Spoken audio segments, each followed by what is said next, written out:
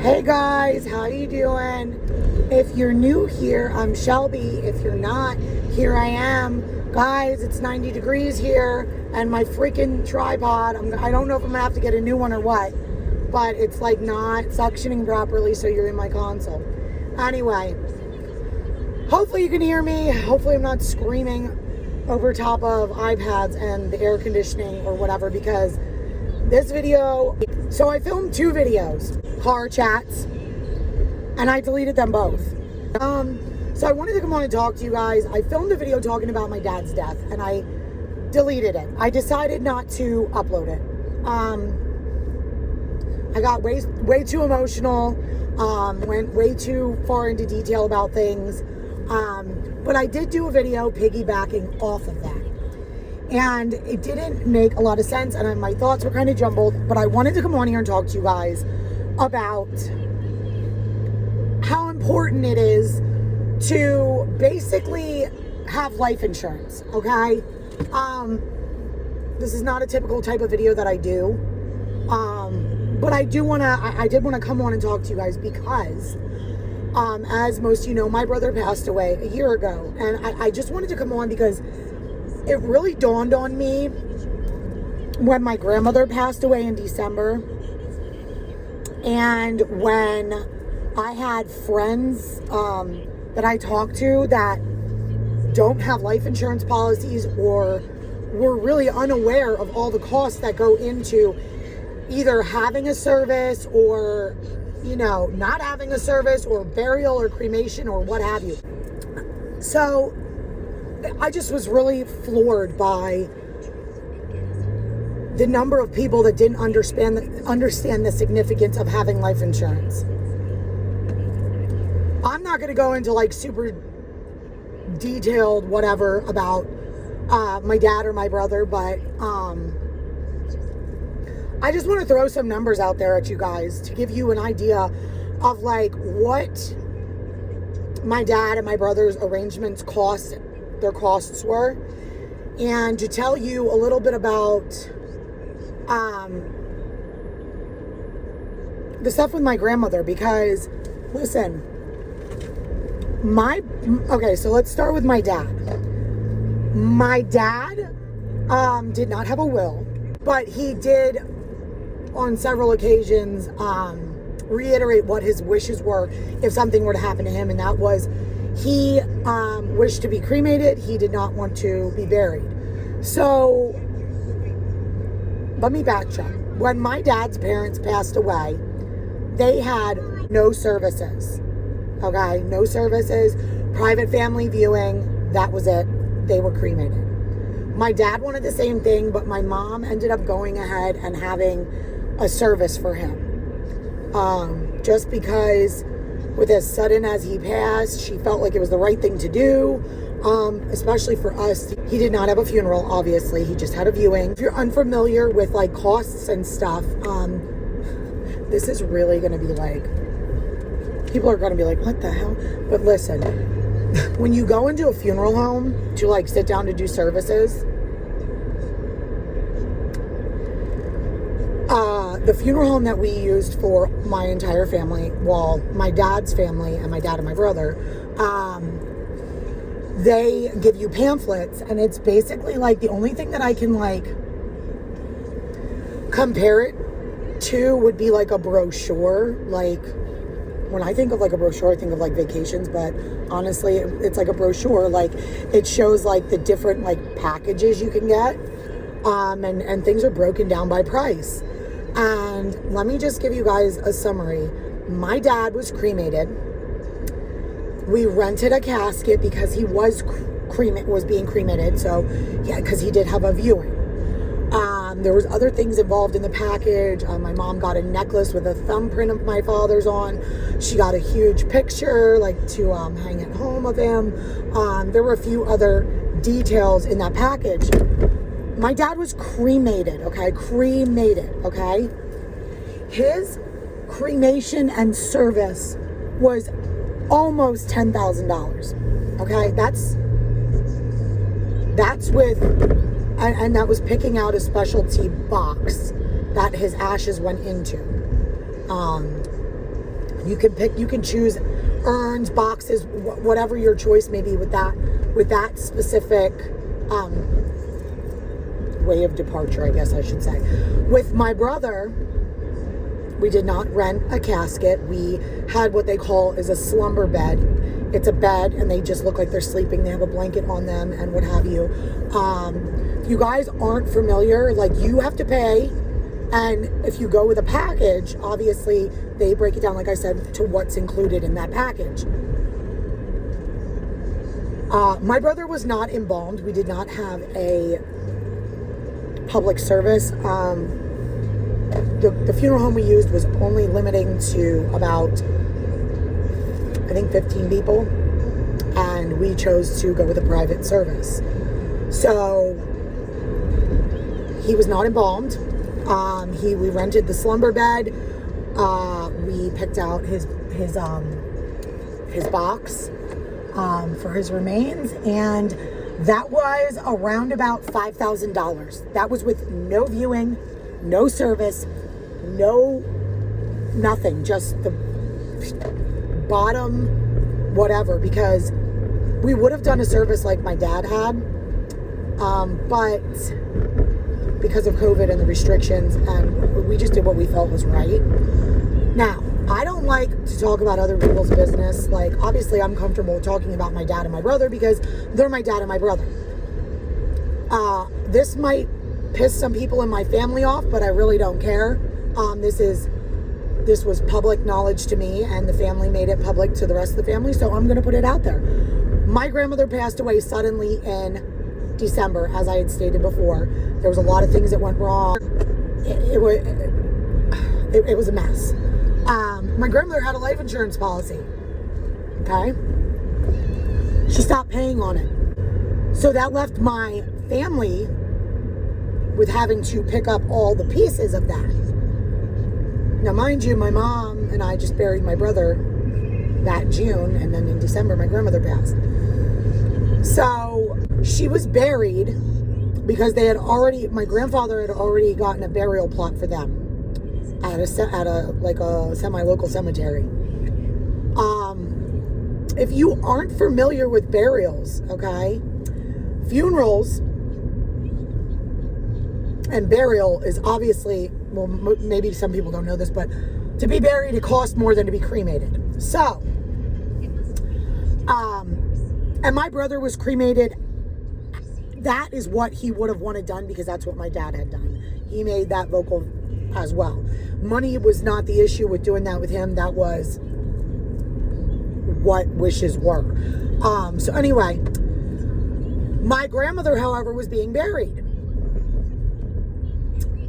So when we found out she let her life insurance policy go, it was upwards of $6,000 that was left on my mom's family.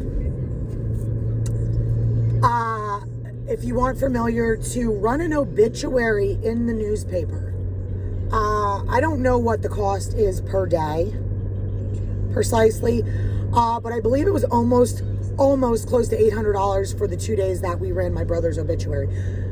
You do have to pay for that. If you're not seasoned in dealing with death, then you might not know that, guess what? You have to pay for death certificates too. And a lot of times, banks and different whatever things that you own or have accounts through or what have you, they want an authentic death certificate. They do not want the copies. So some packages at the funeral home, you can get a certain number of death certificates included. My mom ended up getting, I believe, 10 death certificates after my dad passed away to try to, because they have different accounts. They owned a home, they owned vehicles, all these different things that you have to take care of when your significant other or your parent or your whatever passes away, right? You have to take care of all these things while you're still grieving. Okay? So I'm not really sure why people aren't super educated on life insurance policies. Yes, it's an extra expense a month. Yes, some people might say, well, I don't have it. Well, guess what, honey? If you have the money to get your nails done, or your husband has the money to go to a barber, you have the money to pay per month for life insurance. Because guess what? In the end, your family is the one who gets screwed, whether it's your parent, your spouse, your child, whoever. It's really freaking important, and I wish people would put more emphasis on it, because like I said, when my grandmother passed away, another thing, so they had to pay up front. They want that money up front. They're not going to be like, oh honey, you can pay me when you pay me. No. You got to pay that then and there. Boom, boom, boom. I don't know if that's everywhere, but in Pennsylvania, where I'm at, and the funeral homes that we've dealt with, for my grandmother, they wanted that $6,000. Boom, right there. They don't care how they get it, but they want it. They want it. They're not gonna, So that with that being said, if you're not familiar, and I don't know if this is like worldwide, but at least at the cemetery my grandmother is buried at, there is a fee to open the ground and close the ground. And if I am not mistaken, it is upwards of $2,000 to $3,000 for them to dig up the ground. If you don't know, now you know. That was another $3,000 that had to be put out for my grandmother. So we're at $9,000. I don't know about you, but I don't have $9,000 sitting in a bank account to just throw if somebody passes away. So since my mom and I have been through this, we have had extensive talks about things like this. My mom has life insurance. I am technically, she has siblings, but they are not involved in anything with her estate or her will or anything like that. My mom has a will. I am on every single thing she owns, okay? I am on every bank account. My brother was too before he passed. But she did this because, number one, if something were to happen to her, she wanted to make sure that we'd always have somewhere that was like, we'd have our childhood home if we needed to come back there. Well, in my brother's case, he lived with her, so, but she wanted to make sure that that was that. So essentially, it's to skip over the inheritance tax portion of it, because I own my mom's home. I'm on her bank accounts. She's actually in the process of putting me on her vehicles. Guys, things like this is super important, and I don't care how young you are. I started the job that I had, when I worked for a local school district. I worked there for 11 years. I started there when I was 19. I had life insurance through them. Before that, while I worked there, I also had my own other life insurance policy that my parents had been taking care of. My brother actually, my parents had a life insurance policy for him. And thank God, because you can actually cash out your life insurance policies. Like, you can do it. You can close them out. And you get a portion of what they're worth. But I don't recommend doing that, because you just never know. A lot of employers offer life insurance policies while you're there. Like when I worked at the school, I had a life insurance policy, not a huge one, but I had one that would cover enough if something were to happen. And those of you sitting and thinking, oh, okay, well, I'll put a life insurance policy on myself or my spouse, and then we're good to go. Well, listen, unfortunately, if you're a parent, and I hate to say this, but let's face it, there are things that happen in life, unfortunate circumstances. Like, my brother was an adult when he passed away, but it was still my mom's child, right? There are unfortunate circumstances where people go through unimaginable things and they lose their children. And guess what? Those parents are having to fork out that money to bury their child. And now I know everybody does GoFundMe and this and that and everything else, but listen, you need to have a life insurance policy. If you do not have one, I am going to put this out there. You need to get one. Like, you need one. I don't care how young you are, how healthy you are, how you think you have this and that. Get a life insurance policy. Get your shit together and get it taken care of. Do not put that onto your children or your spouse or your parents. Please, guys, I am begging you, because it is not cheap. And the last thing that any parent, spouse, or child wants to go through is trying to figure out how they're going to come up with the money to bury their loved one.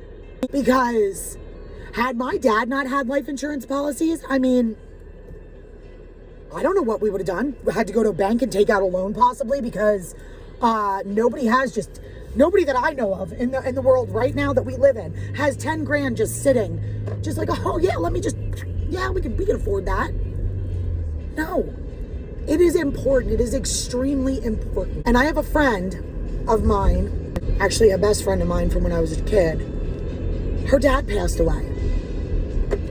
She was his last living relative because his mother has dementia and doesn't remember him. Well, her dad passed away. Soon before my brother did. And guess what? She didn't have the money. The funeral home cremated him and they have his remains. She can't even get her dad's remains because she doesn't have the money to pay for his remains. And she's in another state. And it was like a whole ordeal. Like, I just remember talking to her and it was so devastating because she lost her brother, she lost her father. It was just absolutely gut-wrenching. So if you take anything away from this, please guys, please just seriously, please research it. Please look into it. If you're a stay-at-home mom, and I'll send you over to her channel. She was Love Mrs. Brooks. She changed her YouTube name to Love Brandy. Brandy just went through this. She has videos out about the same stuff. Like, she lost her husband and she was a stay-at-home mom. And it took her world and flipped it upside down. Because guess what? Her husband didn't have a life insurance policy. So there she was, a single mom now, not by choice, with 3 kids to care for, rent to pay, things were her husband's name and not hers. And she had to go through all this legal stuff on top of trying to figure out how she was going to pay for it. It's not something that is in the forefront of people's minds. But with this pandemic and everything that has happened along with it, people you need to think. You need to really think about priorities and prioritizing things. It's not cheap to bury somebody. It's not cheap to cremate somebody. I've been through, I could sit here and talk about this like it's like as simple as talking through a grocery haul because I've been through this. But anyway, guys, I just wanted to share that with you. But just know that if you're going through a loss and if you're going through stuff like this, just know that you're not alone. All right, guys, until next time, take care, stay safe, and I will see you guys in my next one. Bye, guys.